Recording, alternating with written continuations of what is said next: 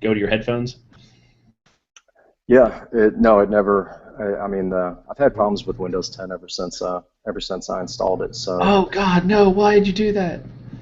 I did it yeah, too and it's reverted the next day. Luckily, there's an easy way to revert it, thankfully. I haven't figured that out all the Oh, way. yeah. If you Google how to revert back, it is a quick little walkthrough, and you should do it because Windows 10 is. It's garbage. All right, Yeah. Anyway. so I apologize, everybody, and if you don't mind, I'm gonna unbroadcast JD for a second, and just to keep everybody on the low and low. So all right. So anyways, welcome Matt and welcome John. Sorry for the terribly rough start that we had. I have no No idea. problem. I'll have to figure that out later. Um, John and Matt have talked before on the Hi, New Matt. Covenant Good to Groups see you channel. again. Are you okay if I call you John, or do you prefer Doctor I'm Seuss? just John. Okay, cool. We're just going to have a very friendly conversation, and I'm trying to uh, establish some kind of foundation for a respectful conversation between people, where there's not going to be name calling, or if you're one of the people that watches a lot of the Google Hangouts. I was just watching one earlier, and it was pretty violent with the name throwing and or name calling and stuff like that. So what I wanted everybody to at least agree to is that the name calling will just be an automatic ejection. I'll be the one doing it, so no one else has the ability to kick anybody out. I want to open the conversation up for people watching on the outside after this. So if anybody has people blocked, it would be helpful to either undo that for the sake of this conversation, or leave after the conversation's over. And it sounds like formal rules, but I'm just trying to keep everything on the up and up. So the reason I asked Matt to join was because um,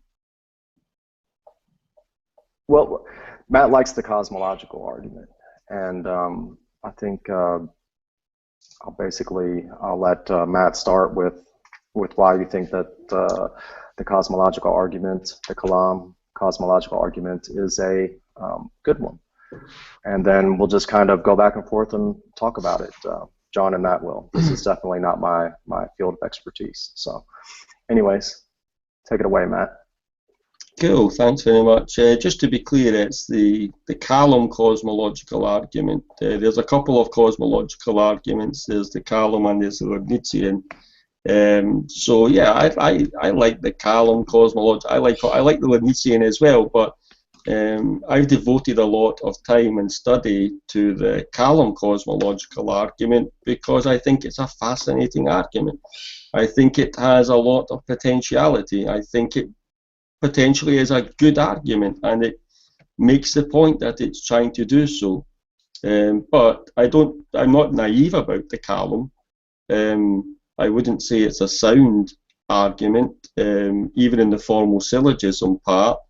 And I'm well aware of the main issues with the kalam, which need to be worked on, need to be improved, if it's going to be a persuasive argument to non-believers. It's easy to persuade believers that an argument for God is a good argument. It's not. The real task is persuading non-believers it's a good argument. And I think that's where the challenge lies. And so a lot of work to be done with the kalam, but I like it. I think it's a fascinating argument. And John, you debated. Thank you, Matt. And John, you debated William Lane Craig. When jog my memory, when you guys were having the debate, is this something that Oh, that was so long ago. yeah, Boy, I the years remember go it. by. was that part of it? Was that kind of the approach? Yeah. Is it? Craig relies on it, so he put it out there, and we discussed it. Sure, that's all on YouTube. The debate. I don't think I can recall a debate with William Lane Craig where he didn't use the kalam. Oh, really? Has that always been Oh, has that always been his thing? unless he's on maybe the specific subject of morality or the resurrection of Jesus. But on the existence of God, he always uses the kalam as one of his arguments. It's pretty predictable. Yeah. Well, John, do you think that the kalam cosmological argument is a persuasive one, or do you? Well, no naturalists do. If they found it terribly persuasive, they'd cease to be naturalists, I suppose. Yeah. So different naturalists pick a different point of complaint, and so it's hard to debate unless the supernaturalist is very clear on the exact form of the argument, and the naturalist is very clear on where to attack. Because I'm one of the naturalists who think that actually the kalam cosmological argument uses a couple of premises that actually happen to be true and can be reasonably believed. Other naturalists decide, no, that's the place to attack.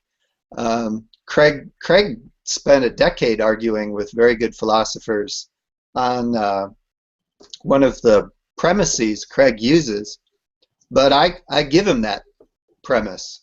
How does Craig put it? It's one of the early premises.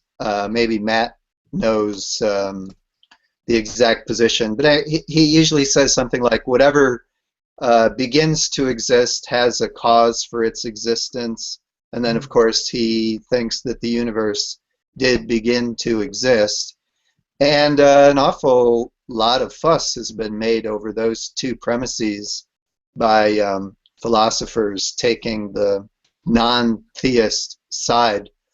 But I don't know. I don't have a huge problem with those two premises. I start my resistance deeper into the argument, I suppose. Yeah, I mean, there is a new version of the kalam cosmological argument that first cropped up in his debate with Sean Carroll, where basically I think to overcome, I don't think philosophical objections to the kalam, but internet objections to the kalam, the first premise became a conditional. So if the universe began to exist, then the universe had a transcendental cause for its existence. Premise 2 is the same and the conclusion is the same. But the premise 1, by making it a conditional, then I think the intention was to get rid of a lot of the internet objections to the whatever begins to exist as a cause of its coming into existence. And I think that was a good move. In fact, patting myself on the back, there's a guy called Justin Sheba, who's a very well-informed atheist, and months before his debate with Sean Carroll, Justin and I were having a discussion about the kalam, and we actually predicted that William Lane Craig would change the premise 1, and very similar to what he did. We're not claiming credit for him doing so, but it was a bit of a coincidence that he then changed it. I think he has a lot to learn from me. It's okay. Well, I think all of us philosophers and theologians always have an obligation to learn from the actual science of cosmology.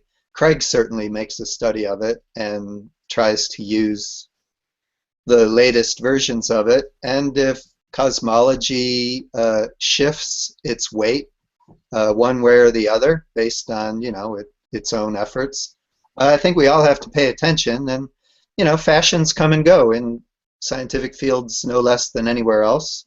And if there's a paradigm shift, then we've got to be ready to make things that seem definite into things that are more conditional. And cosmology has been getting more comfortable with the idea of trying to account for the beginning of our universe with other goings on, and cosmologists nowadays, in a way that maybe they weren't so much in the 1990s, have been talking about causes for the universe in their peculiar cosmological talk. So it's hard for the rest of us to keep up, because sometimes these terms don't quite mean what they would mean in just ordinary speech. Yeah. So you've refined the argument, Matt. Would you Sorry? mind? You've refined the cosmological, the kalam cosmological argument, from what I understand. Is Well, that right? refined it. Yeah, I mean, in a sense, like all I've really done is for each premise of the argument, William Lane Craig himself has stated that there's undergirding, um, there's stuff undergirding each premise. So take premise one. Whatever begins to exist has a cause of its coming into existing. Undergirding that premise is the ex nihilo fit nihilo, so out of nothing, nothing comes. And so I said to myself, well, maybe if I make this argument my own, I'll understand it better, because a lot of it was kind of confusing to me when I first encountered it. So I started with premise one, and out of nothing, nothing comes. And I thought that would be quite uncontroversial. So I made, so out of nothing, nothing comes. The universe is a something. Therefore, if the universe began to exist, the universe came from something and not nothing. And that was my first kind of sub argument. Posted it on social media sites, thinking, that's it, first part done. And then people started challenging, out of nothing, nothing comes. I said, you can't be serious. If you have nothing, in a philosophical use of the word nothing, the complete absence of any something that has no potentialities, it has no properties, there is no physics, it's a complete absence of anything. Something cannot come from that. If you propose that something can come from that kind of nothing, you are proposing magic that is nowhere to be found, even in the Bible. And the Bible contains a lot of miraculous claims. So I just find that sheer, so that was the first part of and then I began to realize that there are some people who are prepared to accept premises in an argument, whether they be atheist or theist, for the fact that they are actually more plausibly true than their negation. And there are other people who will just flat out reject any premise you put forward, not because of any flaw in the premise, but because of a bias towards the argument, because of its conclusion. And you have to learn to differentiate between the two and to try and spend your time wisely with the people who are going to deal with the argument on the basis of the argument and not on the basis of their position as an atheist. And the same applies for arguments against theism. The theist needs to be as able to take on the premises of the argument from evil and address those, not just reject it because the conclusion is, therefore, God does not exist. So, John, how are we at first? Is everything sound? Well, my philosophical stance is that the ex nihilo, or what might be called the principle of sufficient reason in other contexts, it's one of these regulative rules of reason, which means we continually rely on it. Science relies on it.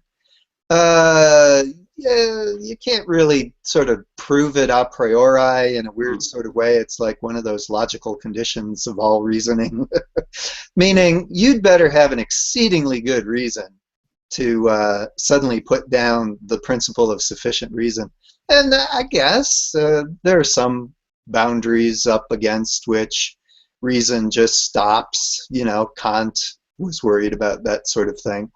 But in the absence of a very good reason why you can just say, we can quit explaining stuff, you have an obligation to explain stuff. And I don't think cosmology avoids that responsibility. They seem very busy talking about causes for the existence of our universe and having a grand time of it. What'll it all come to, of course? It's too soon to say. That's the deal with cosmology, and add another 100 years and who knows, but it's a responsibility to take seriously, and I don't think it's lightly dismissed. I think that's the beauty of the kalam. Well, that's why I like the kalam in a sense, because it is capable of scientific disconfirmation. So if the scientific community and cosmology, if they were able to demonstrate that the universe was eternal without beginning or ending, the kalam is dead. Premise 2 is false. So it's open to that kind of scientific disconfirmation, as well as obviously it's open to scientific confirmation, and I think that's where the evidence currently lies, more in favour of premise 2 being confirmed by science and philosophy rather than disconfirmed, but it is open to, like, I think some of the models in cosmology just now, they do posit an eternal universe. I think Guth's model of the universe, he prefers, or he thinks that the universe is eternal. But Alexander Vilenkin, who he has an opposite view where he thinks the universe had a beginning. So when they get back to Planck time, Vilenkin will make the statement that if there was anything on the other side of Planck time, he would call that the beginning of the universe, whereas Guth wouldn't. So there's a bit of a, they agree on the board Guth-Vilenkin theorem, which is much cited and used and abused all over the place in the kalam, but beyond the actual theorem, the Guth and Vilenkin, they actually hold to different interpretations of beyond Planck time. Well, and this reveals I don't know if it's quite a trap, but you have to worry about the concepts that you're using here, like the example of the term cause, right? If you agree that the universe has a cause of its existence, the word cause in ordinary speech lends itself to all sorts of connotations and assumptions.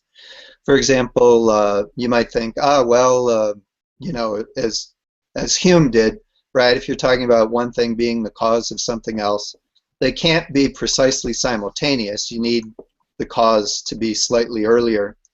But there's another sense of cause in which they could simultaneously exist together, because there the word cause functions more like just like because, like it's the ground of, and the ground continues to exist even as it produces the thing that it's causing.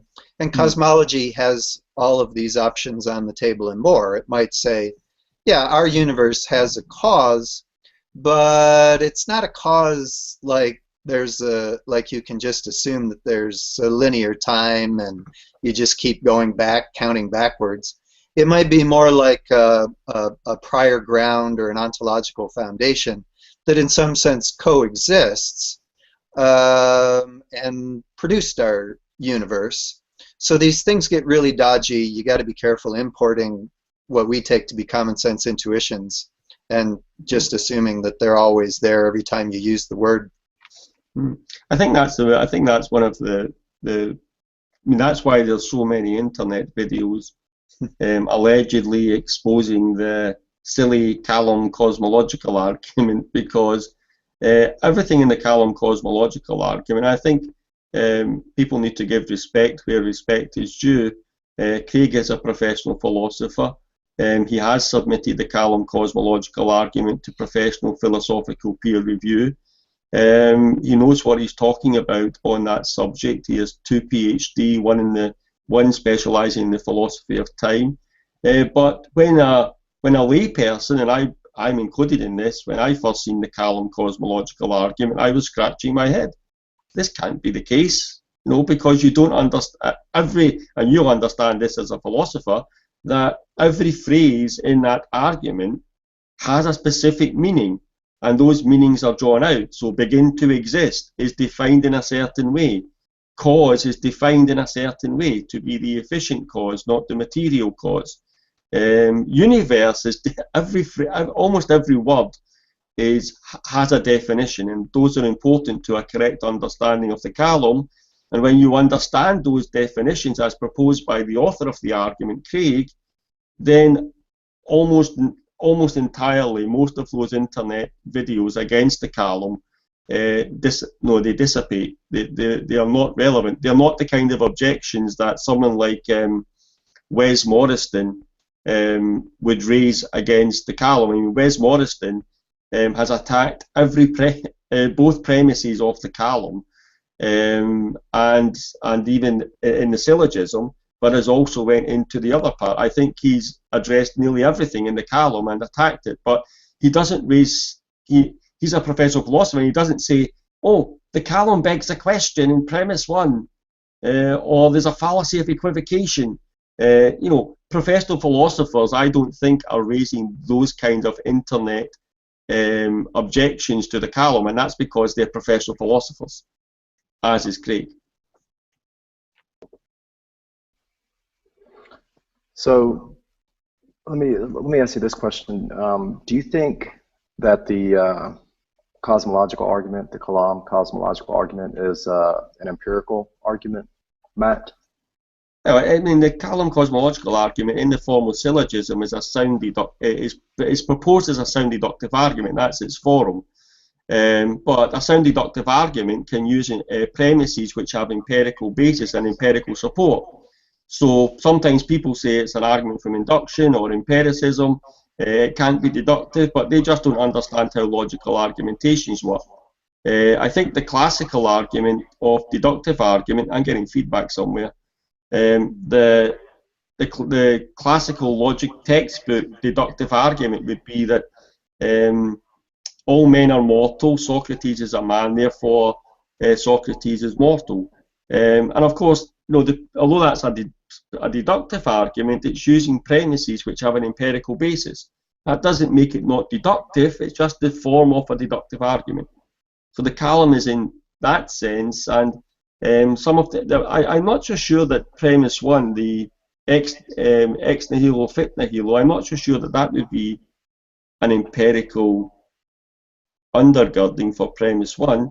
Premise two, it does have an empirical basis in the universe began to exist, and making appeal to arguments from science, which is an empirical discipline.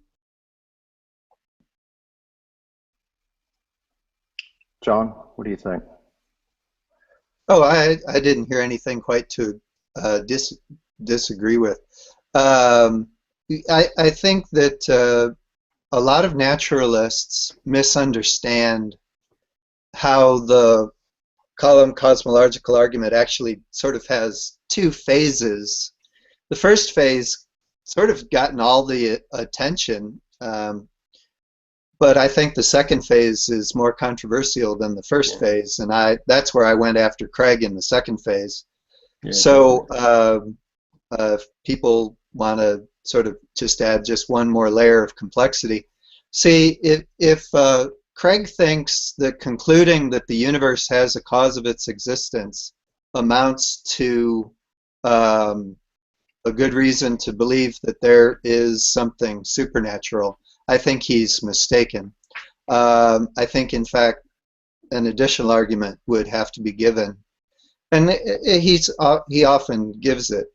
In other words, I could agree that the universe has a cause of its existence, but that cause is something that is properly better categorized as natural and not as something in more religious terms, like what are the usual ones? Supernatural or transcendent or whatever. There's a variety of terms. So I just think that there's more argument that needs to be done there.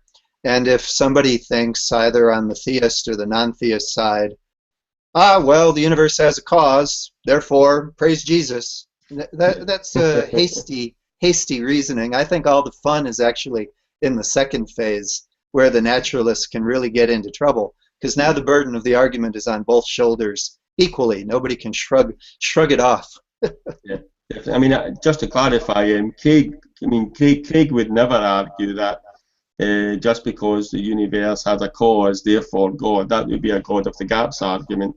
He always, in articulating the Calum that I'm aware of, he would always, so what he does is you get to the conclusion, you then make an analysis of the necessary properties of the cause, and it's with that attempt that he tries to get from the conclusion to therefore it's reasonable to believe that God exists. So there's no God of the gaps going on there. There is other arguments offered to get from cause to God, and every good argument should be like that. It's not a God of the gaps. But yeah, I agree with you that I don't know why atheists spend so much time on the premise one, premise two. Just grant the formal part unless you have good evidence against it. And the main problems that I have with the Kalam that are in the sub argument to get from there to God, and specifically on it being a personal agent. That's the weakest point of the Kalam cosmological argument. You can grant timeless, changeless, maybe immaterial, something like that. But when you get to personal being, for me, that's the Achilles heel of the Kalam cosmological argument that I'm trying to work on. I'm trying to find a way. I actually thought about the idea about, well, what if you just removed that part from the Kalam? What if you just said timeless, spaceless, immaterial, very powerful thing that brought the universe into existence? And I think a right-minded naturalist could agree with all of that. You know, too many naturalists nowadays are just scared of serious philosophical metaphysics. It's almost like they're so intimidated by going there that they retreat and bunker down into the first phase, the simpler stuff that we began talking about. But I've got no problem going into some serious metaphysics. Aristotle wasn't scared. He said quite a bit about what he thought the prime mover was up to and what it was responsible for and what it was doing and how it fit into nature. But Aristotle was also well aware that his prime mover was not something that philosophy could show to be a personal agent in our sense. He was very leery of anthropomorphizing it, and everybody knew it. The history of philosophy called Aristotle out for not really, quote, talking about God. Yeah. And I don't know whether Aristotle thought that his prime mover was good enough. We only have his lecture notes. I wish we had more of his writings. But he clearly thought that the prime mover was an absolutely essential part of the ability to naturalistically explain it all. But he was very reticent to tell us that we ought to start worshiping it. That's not Aristotle. Aristotle would laugh at somebody trying to worship or make sacrifices to the prime mover. But you know, just to be fair again, and so would William Lane Craig. The Kalam cosmological argument never has the intention to get you to a specific God, whether it be the God of Christianity or Islam or Hinduism or Judaism. It's only to get you to a kind of prime mover, deistic kind God, which of course no one is proposing should be worshipped, etc. I don't think it should even be called a God. It's not a God. Yeah, of course. It could just be part of nature. But I mean, I guess that's where it would be interesting in regards to how you're defining nature. If you're defining nature as everything that exists, then obviously by definition there can be no creator of nature, because any creator of it would be part of it. So how are you defining the word nature there? Well, you have to do more work. So naturalists would have to say that if you're talking about fundamental energies and forces that show no evidence of being alive or sentient, forces or energies that have to, in some strong sense of have to, by necessity or lawful regularity. In other words, they're more like the fundamental forces that physics discovers. Then, yeah, I mean, you check off a lot of boxes. Power, well, all the power, I suppose, right? As long-lasting as nature, yeah, as long-lasting as nature. Responsible for what nature's doing, okay, right? But you're just talking about the most important powers and forces of nature. You're not proving that these things have, in some sense, their own ground or their own being outside of nature. That would require a lot more extra argument. Yeah, but I mean, it seems to me that if you're limiting nature to these non-sentient forces, then you seem, I mean, maybe I'm misreading you, but it seems to be as if you're restricting nature to physics. Is that mistaken? I do not do that. I am not a reductive naturalist. I'm only claiming that they are as natural as anything else, as far as we can empirically tell. But as far as we can empirically tell, you know, we can go as far back as the universe, but unless you propose the universe is eternal, which I don't think you are, because, well, at least for the sake of argument, I might. but at least for the sake of argument, you've granted premise 1 and premise 2 of the kalam. So if you grant premise 2, you've granted the universe began to exist. I do not equate the universe with nature. I deny that those have equal meaning. And I think that's what I was saying. So I don't think it's necessary to agree that nature has a cause of its existence if you take nature in its broadest, dare I say, natural sense. If you mean by the universe, not just our universe that came out of the Big Bang, but you know, anything that might be ever discovered to be responsible for it, then I deny premise 3, and we'll have to back up and argue about the particulars supporting 2, because it could be possible that nature in the broadest sense did not begin to exist, although cosmology has no way of showing that to be the case. We're really in the thin air of philosophy and metaphysics there. Yeah, I'm not too sure I'm following you there. I don't understand what you are talking about when you use nature and then you say nature is not equal to physics or the laws of physics. It seems to me as if you've not offered anything beyond physics, beyond fundamental forces of physics, in your definition of nature.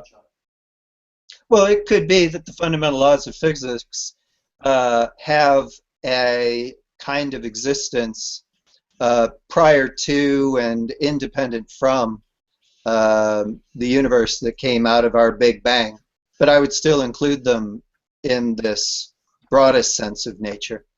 Okay. Could you excuse me just a second? I have to take a call. Just 1 second. Sorry about this.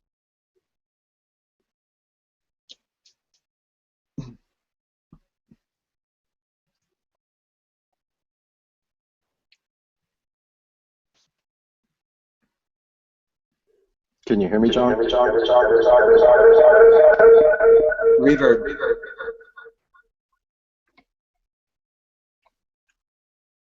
Okay. I'm trying that. Feedback. That should be good now.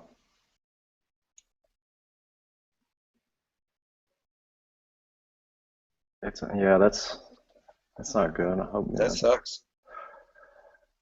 For some reason, I'm not able to broadcast. I'm starting to think that this Hangout might be a little bit plagued. But just so we don't have really any downtime, can you kind of pick up where? I'm back. Oh, you're back? Okay. Sorry. Then continue. Was it? Yeah, we just kind of.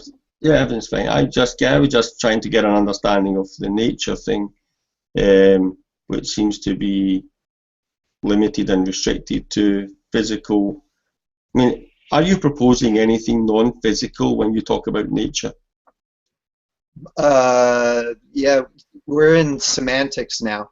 So physics is responsible for discovering a lot of important aspects to nature, but I am not a reductive naturalist who claims that the entities theorized by physics exhausts all of nature. I come from a different philosophical movement of non-reductive, more pluralistic So there's tons of stuff going on besides what physics discovers, but at least what physics discovers seems confirmably real enough, and it is included in nature. So do I understand you correctly that you would basically be comfortable, for the sake of argument, granting everything in the Kalam cosmological argument except a personal being? Well, let's reel it back. If by the universe, Craig doesn't mean just our universe that came out of our Big Bang, Okay. but So, any possible, right? The multiverse, the megaverse, anything. I assert that it is possible that all that, call it big N nature, could be in some sense causeless and eternal, not having a beginning. well, Craig obviously defines the word universe. In his debate with Sean Carroll, he defined universe as that which that which physics study, the whole of contiguous physical reality. So that's how the word universe is being used in the Kalam cosmological And we argument. do have to clarify that. Again, like you, I see 99% of the internet conversations Yeah, overlooking that, definitely. Yeah. because well, we've all sort of been very distracted, like I said, going back to the mid 1990s with all of these arguments that maybe not even our universe had a beginning if you have to wrangle over time coming into existence, and everybody went round and round and round on that business, and now cosmologists sort of look back on the 90s as a very naive time, Yeah. because cosmologists, they just keep moving on. Yeah. And in They're not 20 waiting years' for time, philosophy. in 20, 30 years' time, they maybe look back on these discussions and chuckle. Yeah, well, fair enough. Yeah. Yeah. Chuckle at these discussions, yeah.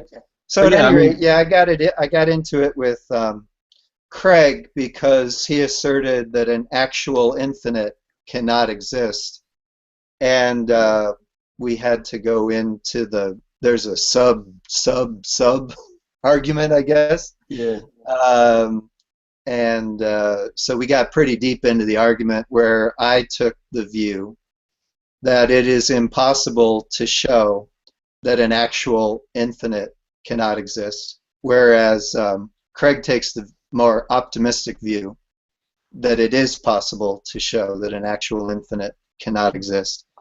Isn't And his things get view, pretty technical pretty fast when you go down to that level. isn't his view though that it's logically possible that an actual infinite can exist? It's just not metaphysically possible? And Craig slices and dices those words very carefully, as you know.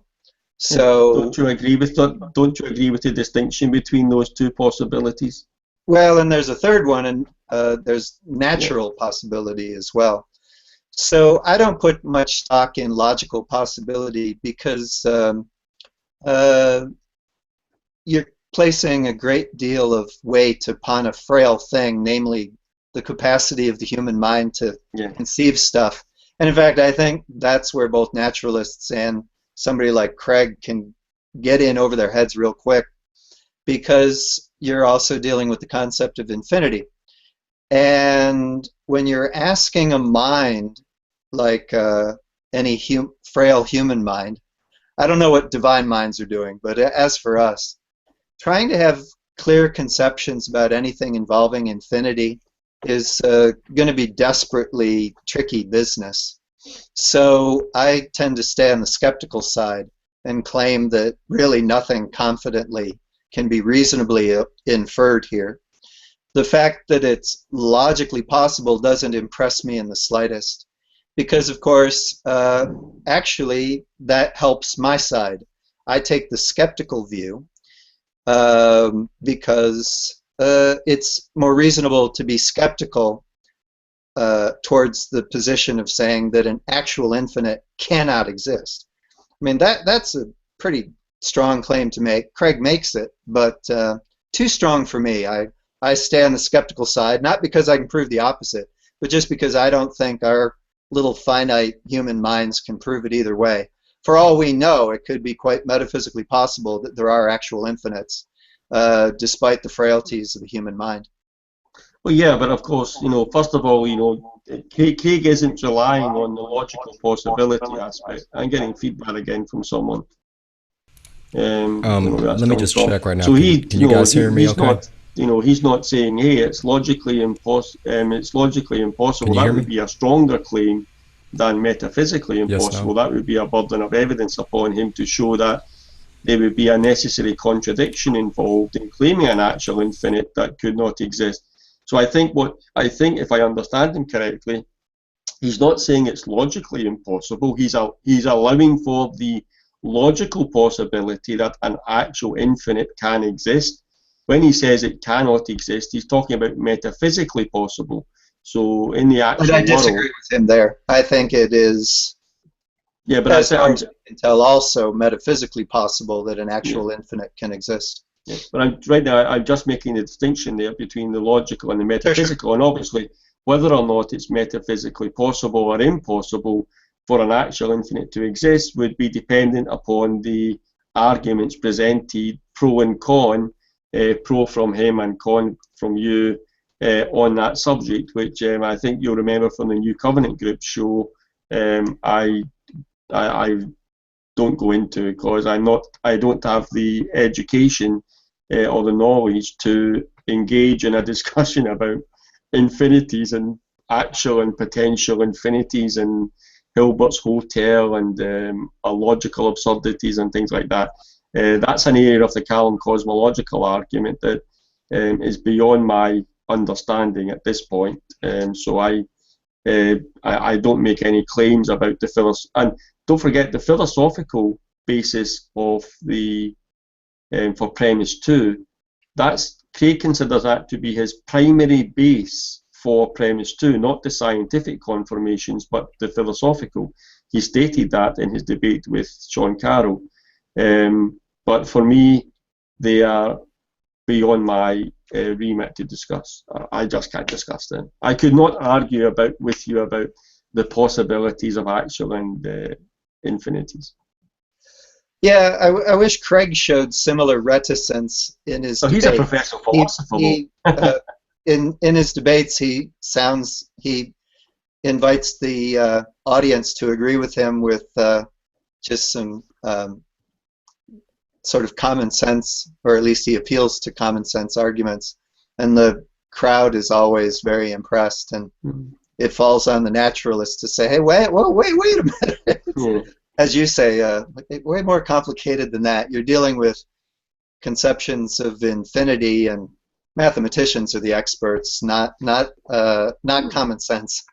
But perhaps an interesting debate then would, for maybe yourself with Craig or someone else with Craig, is to, instead of looking at the overall maybe five or eight arguments that's normally presented for the existence of God, is to narrow the focus down and have a specific debate on the philosophical grounding for premise 2 of the Kalam cosmological argument. And that would be a very focused area of debate, which would not get lost in the other stuff that's going on there. And I think that would be a fascinating debate to watch the philosophers going head on head on that philosophical grounding for premise 2. I would be very interested to see that. Although I did watch a discussion of mathematicians, philosophers, and such like on the subject of infinity, and certainly it seems to me the proposition of an actual infinity is problematic for mathematicians, for scientists, for philosophers. So I couldn't go as far as Craig goes because I'm not a philosopher, but remember, he's a philosopher, I'm not. You're a philosopher, so you two would be the experts on that subject, and I want the two of you to go head to head on that, just on that one premise. Oh, I'd love to. Maybe we can get Craig on. I don't know how to make that happen. I'm sure he would love to do. Yeah, I'm sure you should do that. I'm sure he would be. Because obviously he's been challenged on that. In fact, he's been every premise has been challenged in the column, but that's an area where I've never seen real focus in a debate situation, and that would be interesting to see. I would like that. Me too. I'd learn a lot. Maybe I would understand it a bit better if I actually seen a debate on it, rather So than Matt, the can you hear me, scientific. Matt? Because usually it gets hung up with Can you hear me? if he's debating Can you with hear me? Krauss or Sean Carroll. It's all about the physics and it's all about the science, and the philosophy is just left in the back drawer somewhere, backstage somewhere, and I'm saying, bring out the philosophy. Talk about the A theory of time over the B theory of time. Talk about premise two, because the A theory and I constructed another version of the column, and you would never you would, but most people would never recognize it. So premise one is an A theory of time is more plausibly the case than a B theory of time. Now, you have never seen the column presented like that, but that's the undergirding of the column, and it assumes an A theory of time. If a B theory of time is correct, I think it's very difficult for the column to run. In fact, Craig has said it can't, although recently he said it might be able to, but I don't think it can. And the philosophy gets kind of ignored, I think. Matt, can you hear me? In these public debates where you've got Matt limited can't hear time me. to talk about the Can issues. John hear me? And yeah, Craig Can everybody does, hear me? I think Craig can hear you. speaks stronger than what he believes. But that's for the purpose of the debate. Matt, can you hear Sean? Can you hear me, Matt? Can you hear me right sorry? now? Don't you do the same? If you were in a public Hello? debate, wouldn't you Matt? try to Hello? sound more Hello? confident Matt, are you there? in what Oh, you yeah, assert you're- and what you you're actually, on, what you actually believe? You're on stage. Yeah, Something's exactly. going on. Performance. Yeah, something. We can all hear Matt, each are you other. not Trying hearing to anyone? You're Matt, trying you to there? generate Hello? confidence in your audience to No, for some that reason which Matt you are can't hear us, proposing which is odd. to win the debate. in Or inverted typical, I'm commas. not sure which. John, can you hear me?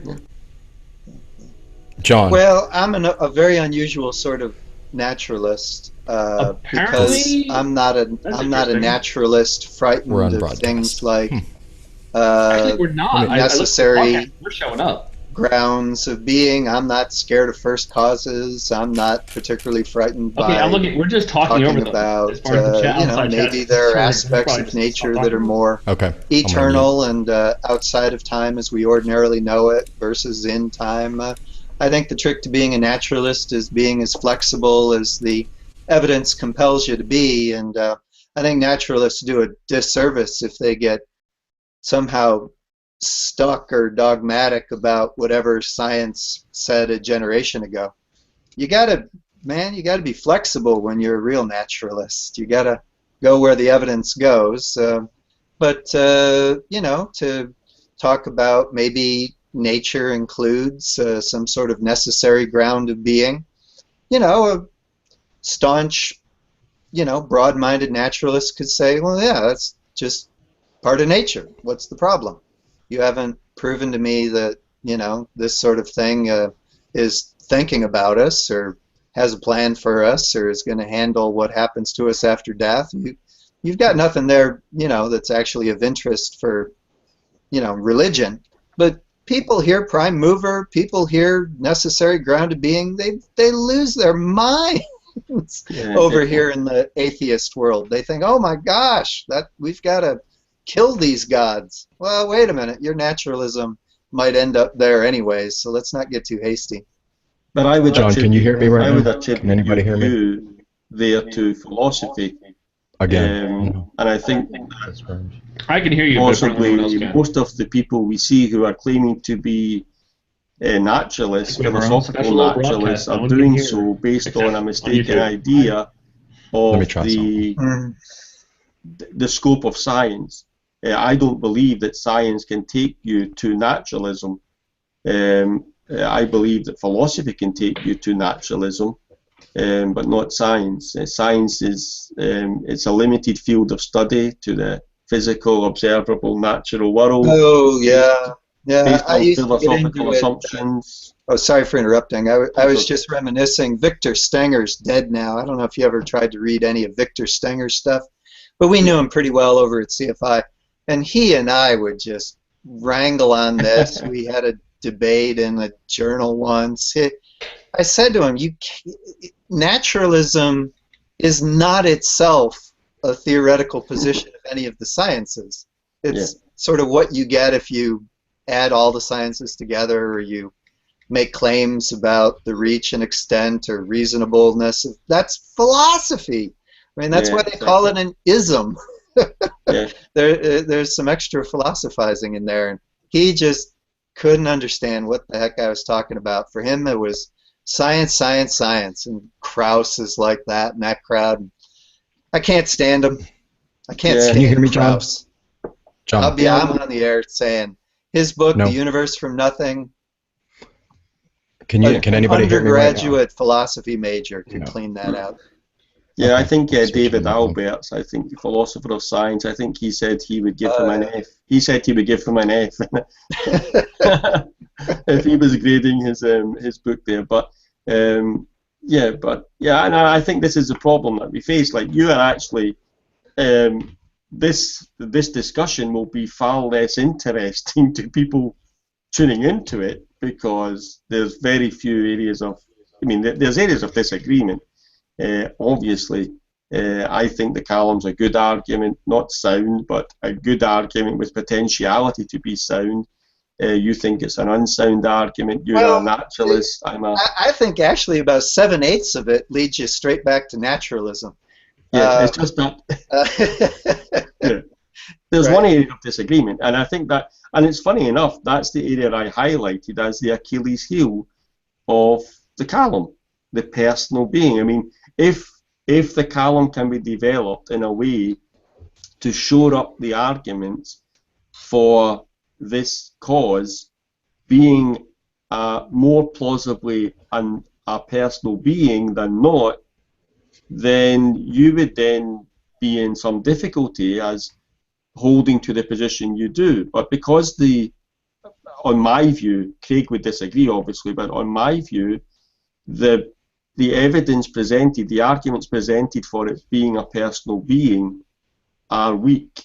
They are not strong. They're not persuasive. They don't get someone to say, "Gotcha." They say, "Huh? A personal being? How can a personal being exist without the universe? Where does it exist? Does it think? No, and it leads into all sorts of problematic areas and difficulties. And my hope is that Craig's aware of that because he's obviously been aware of the problems with premise one, not real problems but apparent problems.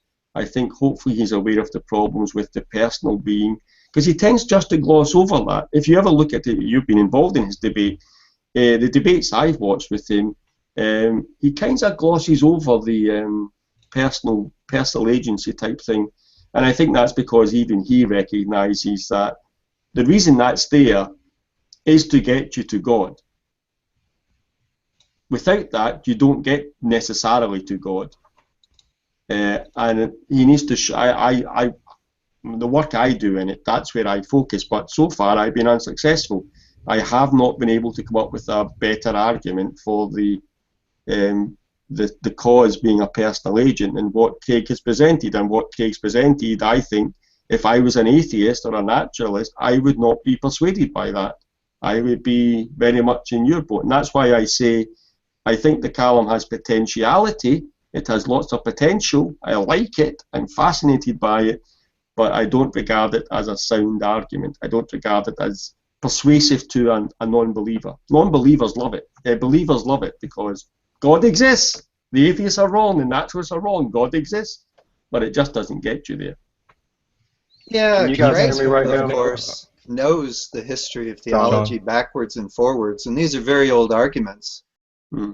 300 years ago, the deists who put a great deal of confidence into cosmological arguments, well, they were called atheists.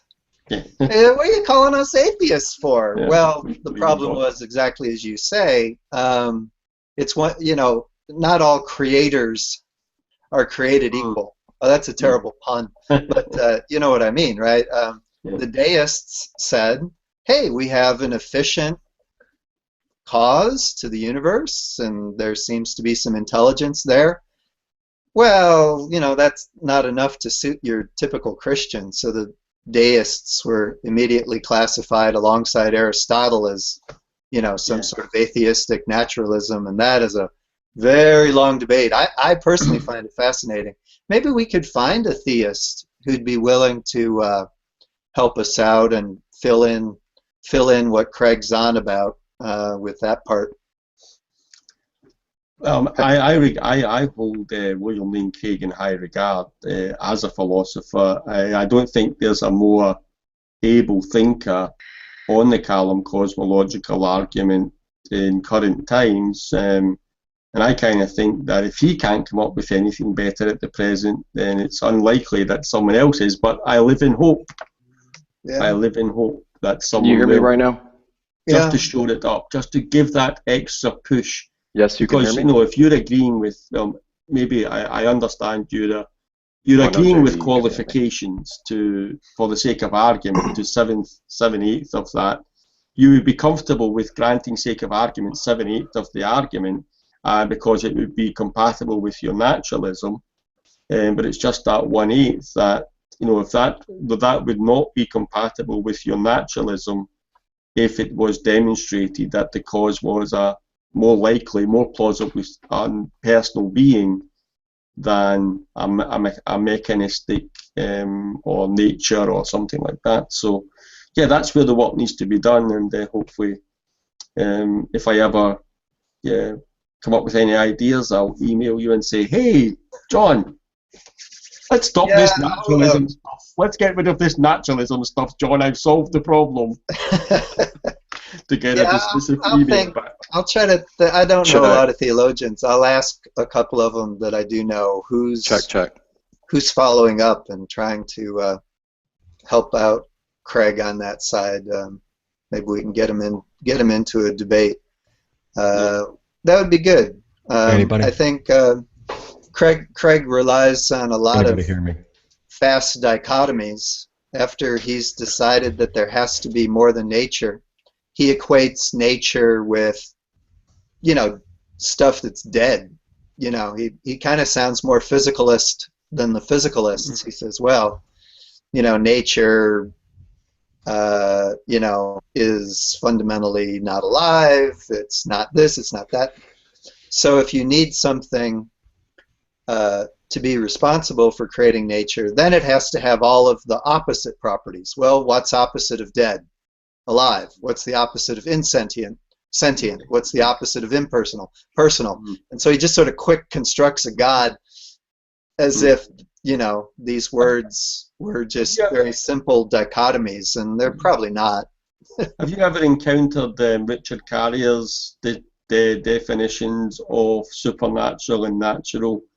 I mean, I'm not very impressed with Carrier, but on his definitions of natural and supernatural, I actually adopted those as my own, and where something that's supernatural would be mental only or derivative from mental only, and something natural would be universe contingent or something like that.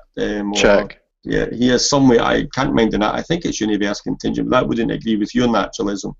But I found it a very useful distinction, where sometimes an atheist will argue with you that, oh, well, if science ever discovered Simon, you hear God, me? then it would just become part of nature or the natural world. But on his distinction, on his definitions, that would never be the case, because if that which is supernatural is mind only or mental only, even if science discovered that, it would still be mind or mental only. It would never be part of natural world, which would be universe contingent. And I was impressed by that clear distinction, because usually it's a very fuzzy area.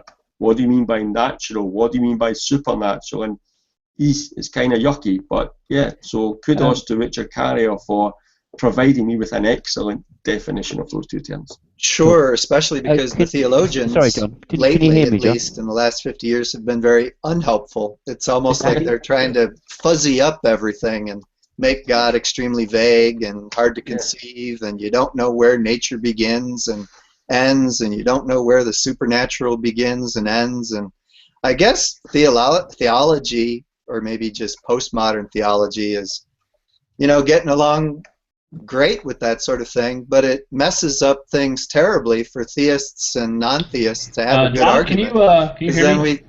we can't tell where one starts and the And the other one answer is no. stops. Matthew, Well, can you hear us, Another Matthew? one that it No. doesn't have the power to. Neither of them can hear It us. might work They on the both even know surface, that we're but for talking, anyone who's so- thinking about the subject, Oh well. it just has no Neither of them's persuasive watching power. the I'm all about looking at an argument, and I don't look at an argument for God because I believe in God.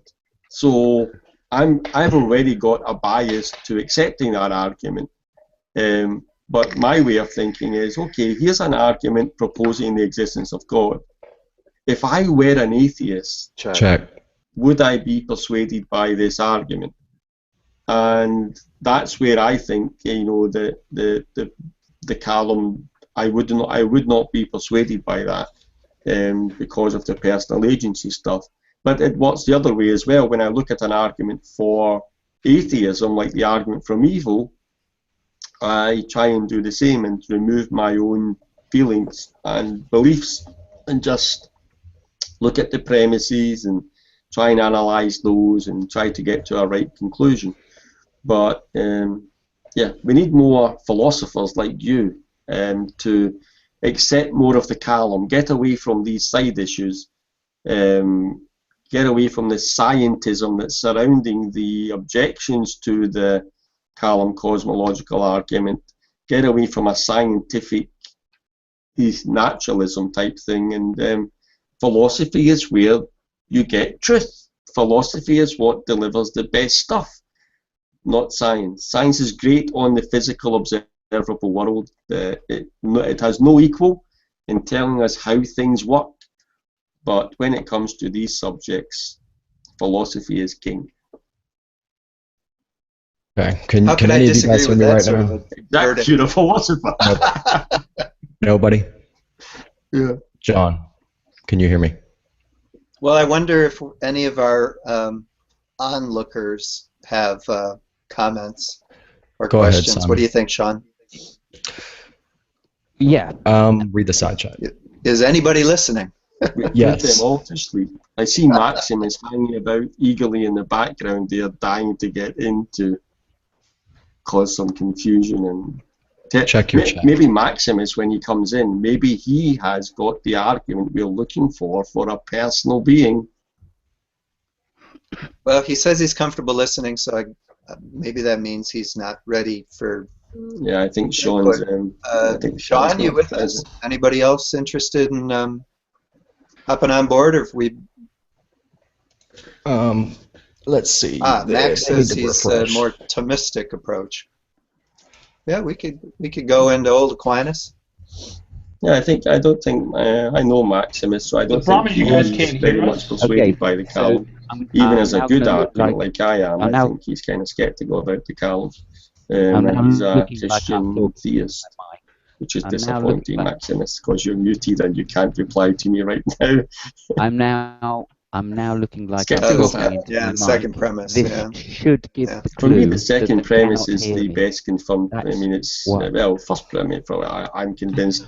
I Hang don't on. see This how is so anyone can take unwatchable issue with for me. either premise on the supporting All evidence. talking to each other, What do you make about the Okay. argument from science about the second law of thermodynamics? I mean, doesn't that persuade you to the truth of the premise? To the truth of which premise? I'm sorry. Premise two. That the universe began to exist? Yeah. Well, it depends on what you mean by the universe. If we take it in Craig's all-encompassing sense as nature, the way I mean it, so we're talking about the same thing.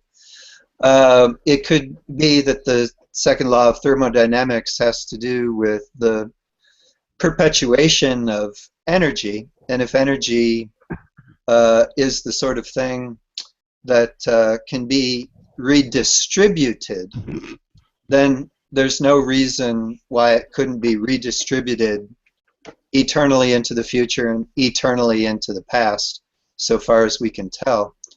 Of course, we locally worry about entropy, because if there's too much entropy, that's it for us, Yeah, we're But gone.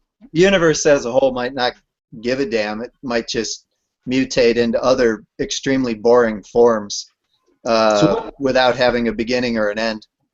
So what evidence do you see for a universe? I mean, because you always seem to be describing the situation as we are a universe within a universe, or we are there's a local universe, and that's part of a wider universe. Are you proposing that the wider universe could be responsible for the origins of the local universe? I don't know. I'm not a scientist. There are some cosmologists suggesting this with eternal inflation, but like you said earlier, 100 years from now, eternal inflation might be a joke to be erased out of the textbooks. So, you gotta worry about, putting too much stock in things. Is it possible? I guess, if cosmologists are considering it, but I wouldn't rely on it as a premise of anything. Because all we can go on, you agree that all we can go on, when we're evaluating these arguments, all we can go on is our current knowledge. So we evaluate premise 1 and premise 2 not based on what might happen in the future, but we base them on what we currently know. Sean is telling me I have to refresh, so I don't know why, but give me a pause here. A volume problem, maybe. Hold on. Sound okay to me.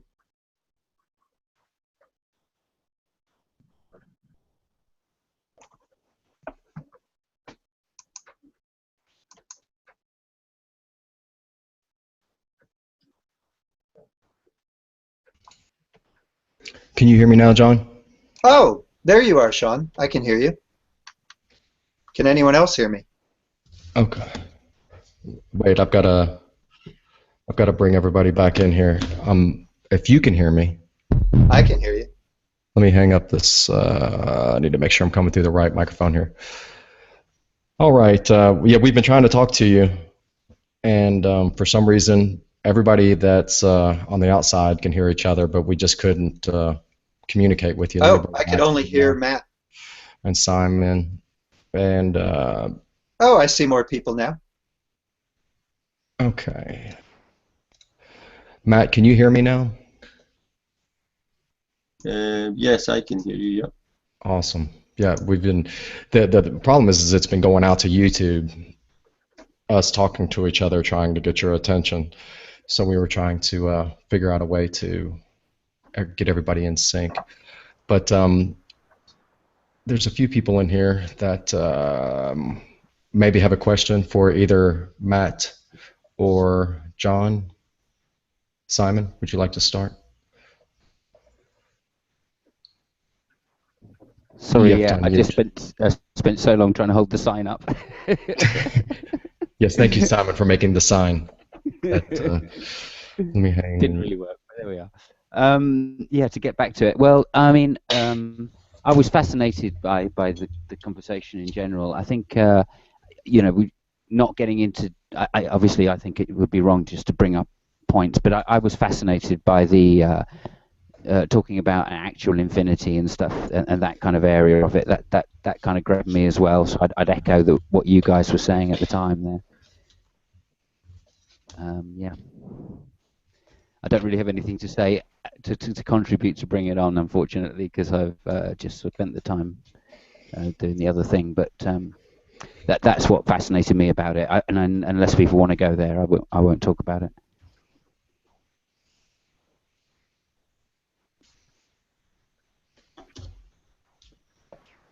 Could I ask a question?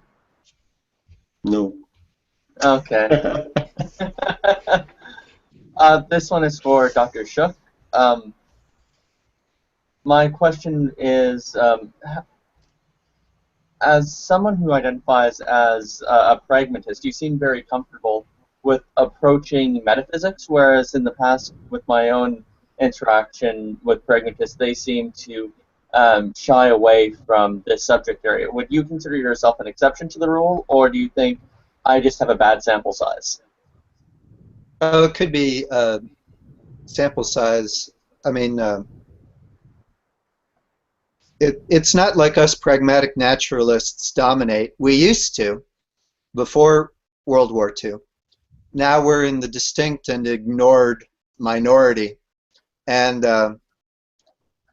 that's okay. I think there are signs of revival. Hillary Putnam, for example, did a great deal to sort of get things back on track. But the key thing about pragmatism is we don't get hung up on terminology. We think that some philosophical reasoning is extremely useful, maybe necessary over and above what we can get out of science. If you want to call that metaphysics, okay. I mean, but there's bad kinds of metaphysics too. So there's, you got to sort of learn the difference. But I'm not afraid of metaphysics, but I do require as a pragmatist that metaphysical speculation eventually come back around and have to answer to the tough question, how is this making our natural world around us more intelligible? Because if it's not doing that, you might just be spinning castles in the air, which is terribly fun, but that's just the pure exercise of the imagination at that point.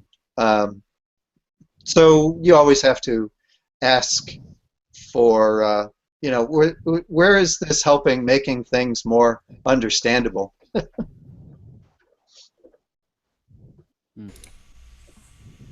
Can you guys still hear me? Is that? Yes, you're audible. So I did have a question for Matt then. If we're going to do questions, we may as well go opposites. Yeah, you Matt, fascinated by premise 2 being having an empirical basis. I kind of glimpsed what you meant by that. Could you explain or go into more detail on that? Which one of us? Matt? Yeah, you're John, Matt. I'm Matt. No, I mean, should Matt answer that question? Yes, Matt. That's for Matt. Yeah, I mean, there's two scientific arguments. I think 2 or 3 scientific arguments given in support of premise 2. So obviously, that's science is an empirically based discipline, as I said. So obviously, the support for premise 2 is an empirical basis, apart from the philosophical arguments. John, did you want to speak on that?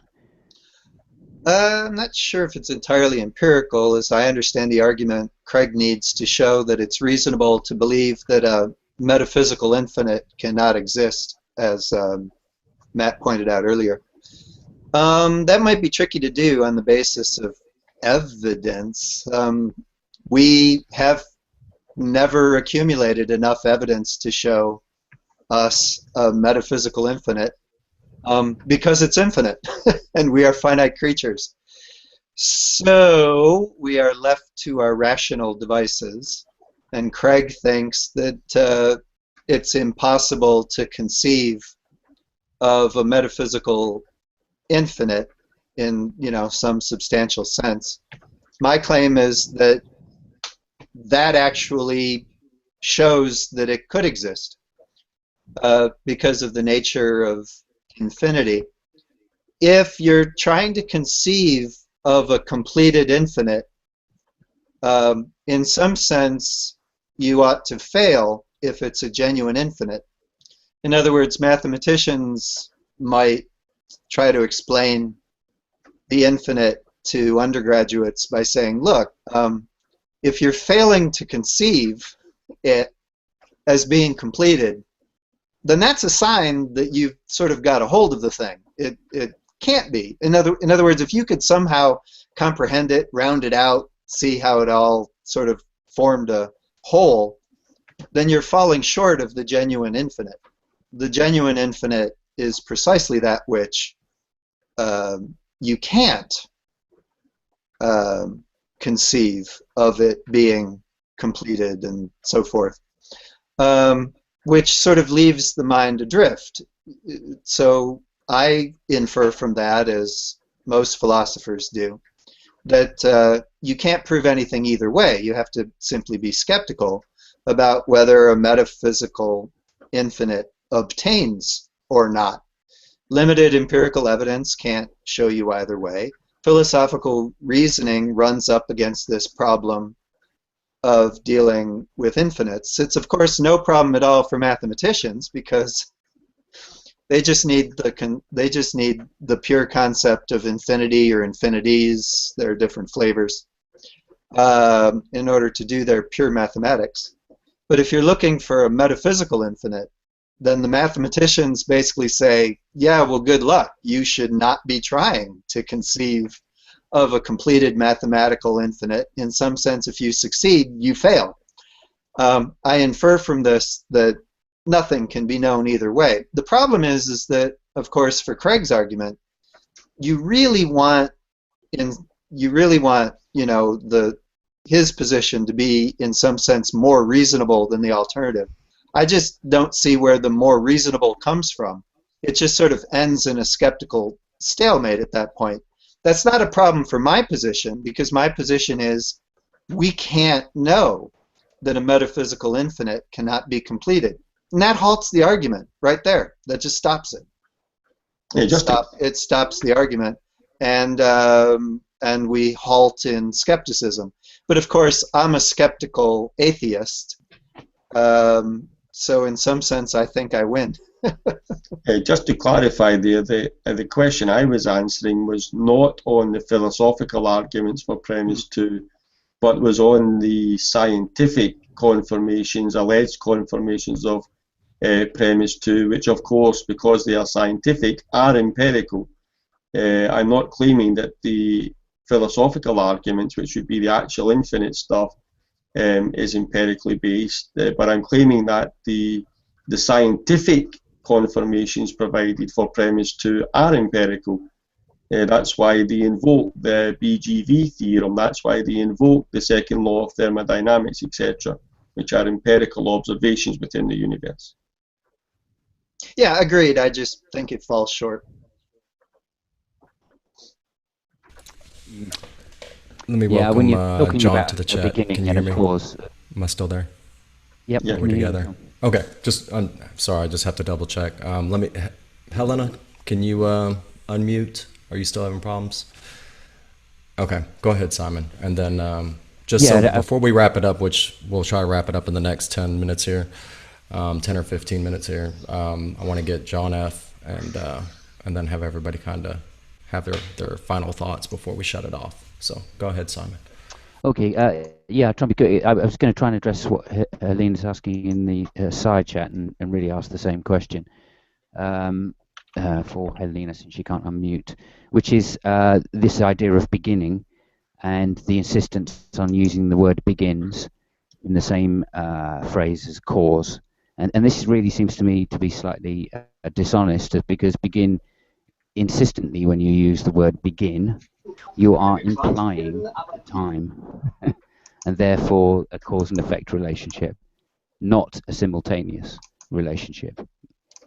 And that seems to me slightly dishonest at best. Huh? I don't even think that's Sorry. a coherent objection. Is this directed towards me or Matt? Well, yeah, Matt, really. I mean, if you're going to use, as I say, if you use the word begins, then that has implications. I don't see why that word would be used in the William Lane Craig argument if it wasn't to imply that causation was in fact linear.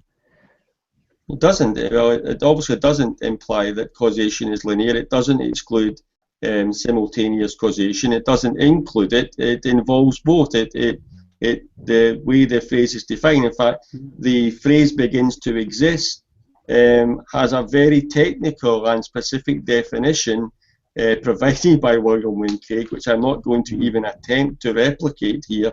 You need to go to his debate. His reply to Wes Morriston and must the universe have a personal cause?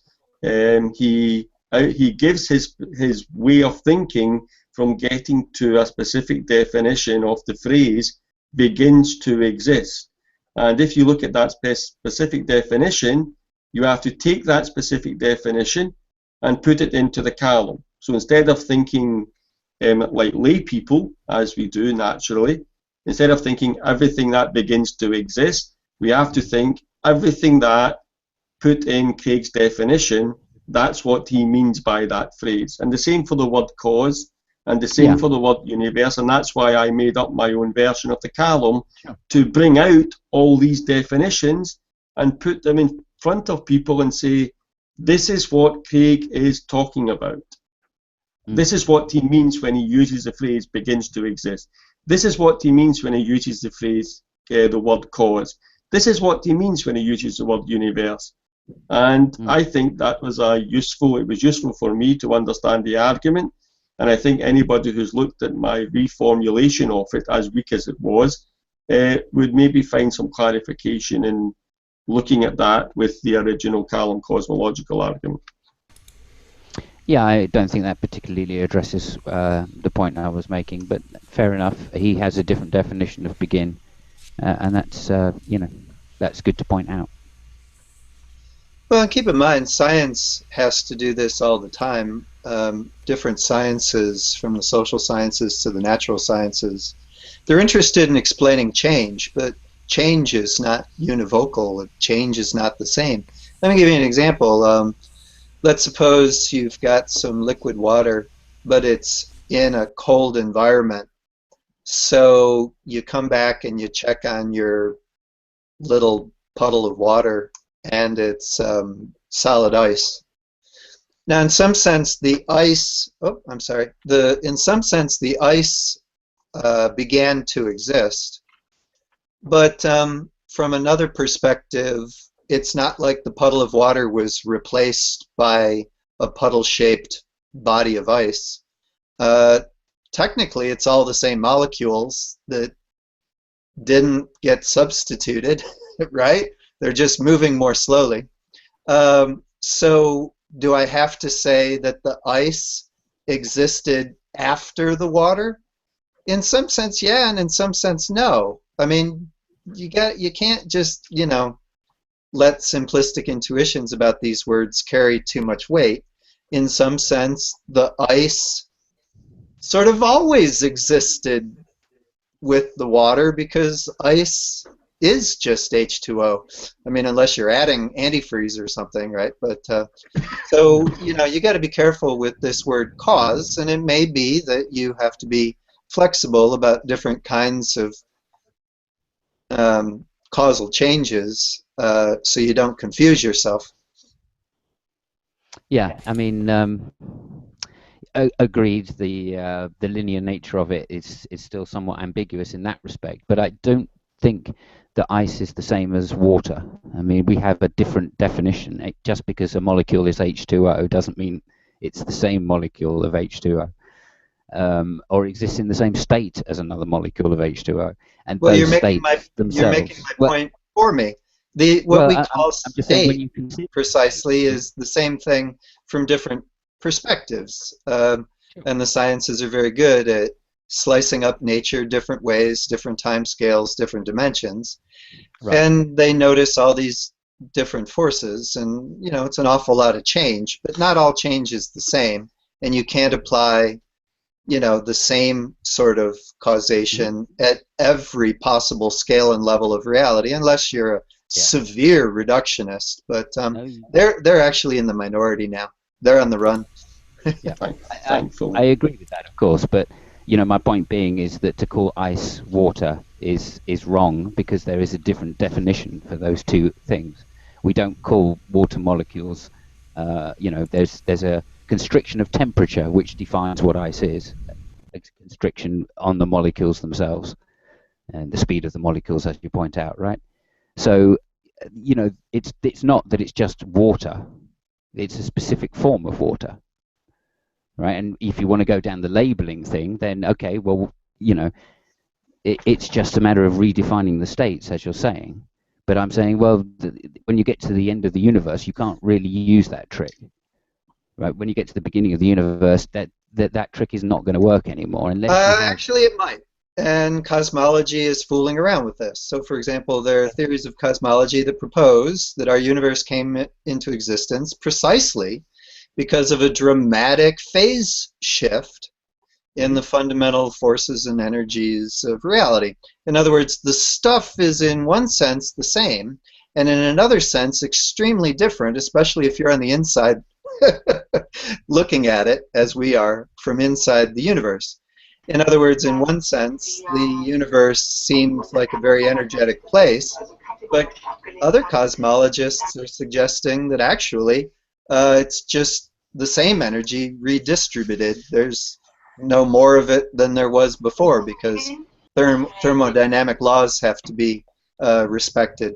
So science helps us sort out these different perspectives. You're quite right that you need definitions of these things. My only point was that you also therefore have to be flexible with the word cause.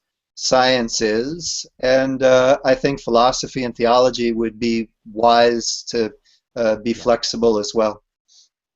Again, cause, absolutely. My argument was in the implicit use of the word begin.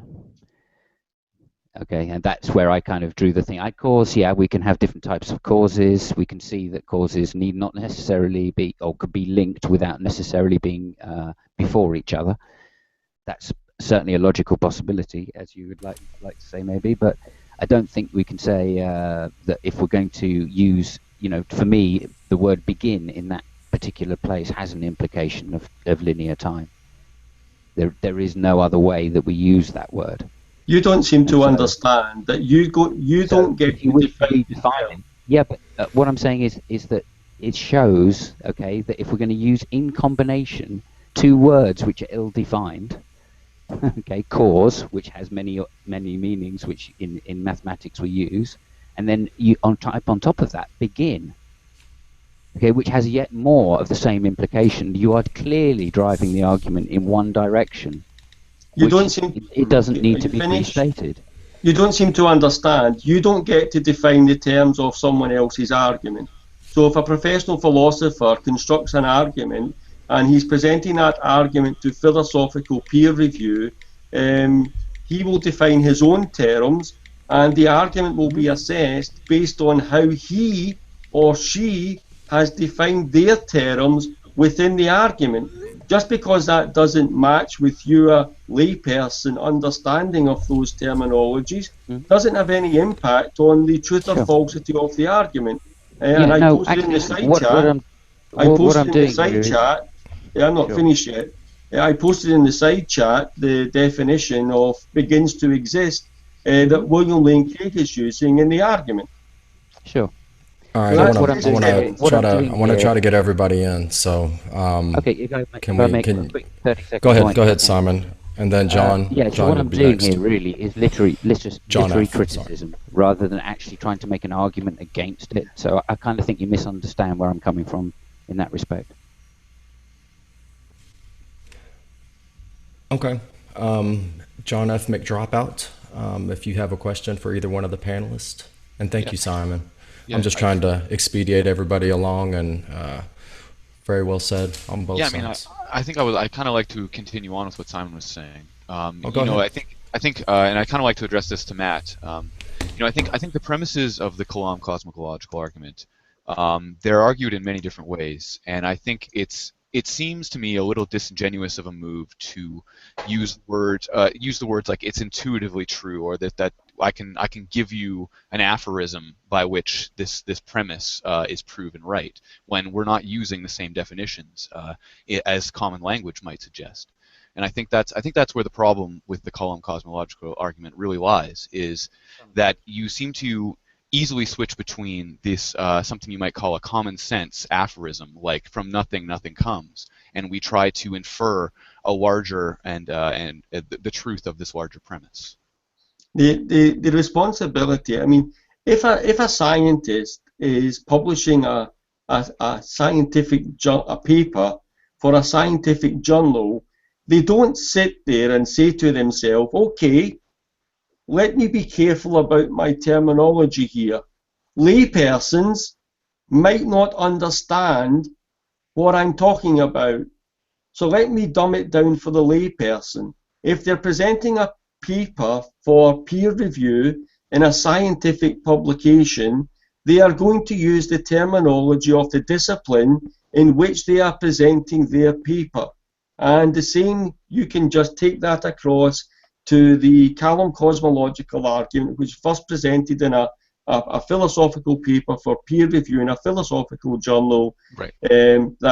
It wasn't originally designed for consumption by a layperson. And secondly to that, the responsibility is, if someone is going to say that an argument is wrong or false or unsound, the burden of proof is, the burden of evidence is upon them to first understand the argument as given by the person presenting it before they make their evaluation of the argument.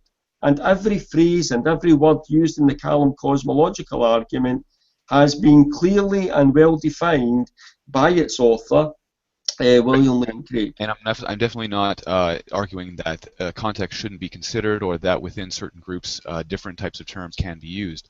What I'm saying is that when an apologist or someone engaging in a debate uses terms like "from nothing, nothing comes" in an intuitive sense, where someone who exists on this scale would, of course, say agree with that term in a common sense sort of way, and then using that to support a premise which clearly uses the word "nothing" in a completely different way, that's completely disingenuous, and I would say definitely takes away from the truth value of that premise. That never happens in the Callum cosmological argument. Except that I heard you say that at the beginning, and I'm not finished speaking. You were using it as a way of describing. I wasn't finished speaking there. But I'm saying that it is exactly the way you're using it. I still haven't finished speaking. You didn't even start. So let's just. I'm saying that if you are going to use this as a way of trying to convince other people, especially non-theists, especially people who don't believe, and then try to say that you can use an intuitive phrase like that is disingenuous, to say the least, and you're going to end up alienating people by using the terms in different ways. Okay, so can I actually speak now and explain what I was saying without interruption, or are you just going to talk over me again? Okay, so in the discussion I had with John, I was explaining the undergirding foundation of premise one of the Callum cosmological argument, and when I referred to the out of nothing, nothing come, I was very careful to give the definition of the word nothing, and that definition was the complete absence of any somethings, no potentialities, no physics, no properties, nothing at all. So I clearly defined my term. I used the term nothing in the same manner throughout my conversation. I never switched my definition of nothing from that kind of nothing to a nothing of Lawrence Krauss. So I really don't understand. Yeah, of course, but John Shook himself has voiced on this hangout his opinion is, as a professional philosopher, of Lawrence Krauss and of his book, A Universe from Nothing. And I don't think it would be misrepresented to say that his comments went complementary towards how one cosmologist, Lawrence Krauss, is abusing the word nothing. If science has a purpose, surely that purpose is, if you're writing a book for lay people, and that's what A Universe from Nothing is, it's to clearly communicate science to the layperson in an accurate manner that's not going to cause ambiguity about terminology. And by using the word nothing, when everyone knows he means something, that does not qualify as a proper use of the word nothing. He can do that, he can stipulatively define it. In physics we mean this. I wasn't using it as physicists use it, I was using it as it's used in philosophy, and I made everyone aware of that in this hangout. I'm curious, John, do you have an opinion on this right now? John Shook, I mean. Oh, I thought I already stated my opinion. Do I need to repeat it? Well, from just what's been just the exchange going back and forth for clarity, if you could briefly. Look, a theologian, a philosopher defines their terms, and you run with it. I mean, but that, by being specific, you leave yourself open to the complaint that there are other meanings that might also satisfy the principle of sufficient reason. The principle of sufficient reason is pretty vague. Any of Aristotle's four causes, for example, will satisfy the principle of sufficient reason. It doesn't have to be a material cause in strictly metric time. You might be doing some teleology, or you might be talking about phase transitions where you got to be real careful about time. You might not be talking about some sort of ontological replacement. That was the point of my ice example. Nothing came and went, so to speak. It was all the same stuff, just in a different arrangement. But there nevertheless was change, right? So, I mean, it's the responsibility of each discipline to be as specific as possible about what it means by cause or begin or change, and there might be many ways of satisfying the principle of sufficient reason. All the scientific disciplines do so, but they do so in somewhat different ways, and theology has every right to be clear on what ways it needs, but that also leaves everybody open to criticism that, hey, that's not the only way. But you would agree with me that if you were constructing a philosophical argument, and as the constructor of that argument, you would have the prerogative of defining your terms in that argument, and if someone else was to present an objection to your argument but not taking into account how you have defined your terms, then all they're doing is attacking a straw man. They're not engaging with your argument or your definitions. They're arguing on a different argument, or the same argument, but with their own definitions, trying to replace your definitions, which they don't have the prerogative to do. That would be my book review of Krauss's book. One long fallacy. Yeah. And let me welcome Nigel. Did you have anything you wanted to throw in before we close this off? You might have to. I guess not. I guess John, I didn't want to cut you off mid-thought. You can go ahead and take the last question or comment and continue what you were saying. If Maximus doesn't have anything, now's your chance, Maximus, to jump in. I have something to add. Go ahead. Go ahead. Okay, considering the second premise is usually backed up by scientific claims, what kind of monkey wrench is thrown in here when I throw out that I might be a scientific anti-realist? I kind of lean towards Bas von Frausen's view of science myself, but I know other people who are more instrumentalists. Couldn't people of the more instrumentalist variety just deny the Big Bang singularity as being more of an instrument, a mathematical tool for science as opposed to a metaphysical entity, or me just claim that the model itself is in its very nature just trying to go for empirical adequacy. It's not trying to go for metaphysical truth. Thus, I could just leave that as mystery. At least in that sense. Or do you? Sorry. Well, I think that's actually the strength of the Kalam, where it doesn't just rely on one specific discipline for premise 2. Whether it's successful or not, it offers 5 lines of argument for premise 2, which is quite weighty potential evidence for it. 2 of them philosophical, 3 of them scientific. So if a scientific anti-realist came along and tried to object to premise 2 on the basis of their scientific anti-realism, you could grant arguendo, okay, so let's take the scientific stuff out, and you could then present to them the philosophical arguments, and if they agreed with the philosophical arguments, premise goes through, and vice versa. If someone was a philosophical anti-realist but they accepted science, you could miss out the philosophical arguments and go to the scientific confirmations. Yeah, in fact, as philosopher George Berkeley knew back in the Enlightenment days, you could start out with phenomenalistic idealism and run this sort of argument. You know, you can, you know, it doesn't matter where you start from. That's, you know, you don't need 21st century cosmology. That's not what the cosmological argument is.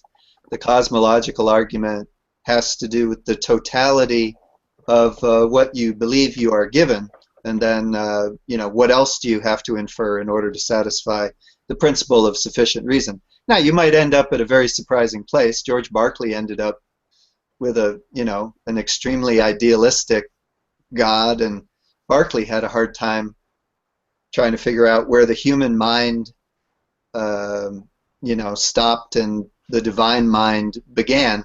So there's certain risks that you take running these sorts of arguments. Berkeley was accused, of course, of losing a grip on the human mind. We all ended up part of God's mind, which is kind of an unusual position for a theologian to end up in. But at any rate, you got to start with your premises, and if you're stubborn, you got to admit wherever you end up, that's where you are. All right, with just a few more minutes here, Matt, did you want to have anything on closing before we shut this down? Anything that you wanted to throw in there? Thank you. All right, John, do you have anything? No, I'm good. All right, well, thank you both for coming, and everybody that jumped in here. Sorry we had some technical difficulties, same as last time, really. I don't know if it's me or Windows 10. I'll blame them both. So anyways, thank everybody for watching, and see you later. Bye.